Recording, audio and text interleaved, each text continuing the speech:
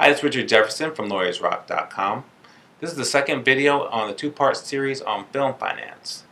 You can find the first part by going to last week's blog. Let's rock.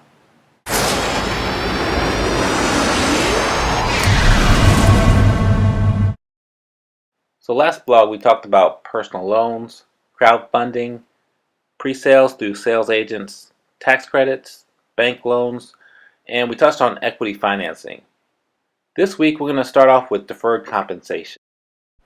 Now, anytime you can save money is great for your budget, and deferred compensation has really helped a lot of films become successful. Now, this may not seem like a fundraising method, but by reducing the net amount of cash you need to make your film, you're effectively reducing the amount of funds you need to pay out before your film's released.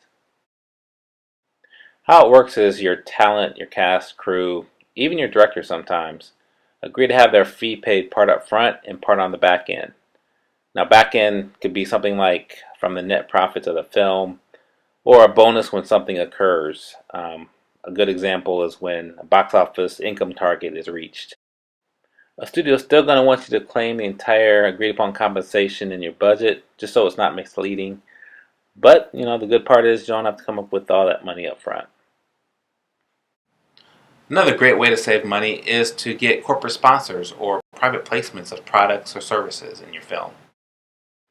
These deals will usually specify things like minimum number of seconds that a product can be actually seen clearly on screen, or there's also sometimes a maximum number of uses so the product doesn't seem like it's being overexposed.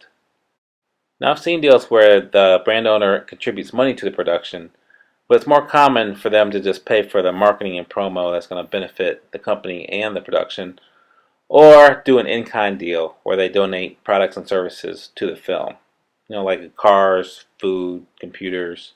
That way the production company doesn't have to go out and buy those products. Another method worth mentioning is where production companies take advantage of international co-production treaties. Now, this is where a production company located in one treaty country receives the benefits from another treaty country, meaning they're not subject to the additional red tape and costs that a typical foreign company would have to incur. A good example of this is where the production company wants to film in a treaty country and they want to hire workers. They're not going to incur the premium wages that they may have to pay if they weren't part of the treaty. Unfortunately, the United States doesn't have any co-production treaties in place. So why am I even mentioning this? Well, because that's why you see a lot of production companies going to foreign countries so they can take advantage of their co-production treaties. For example, Canada has one with France, and that's why a lot of the animation projects are done between Canada and France. I'll mention a couple other financing methods in the blog that goes with this video, but there are many ways you can raise money. So that gives you a lot to work with. Now all you have to do is piece your budget together.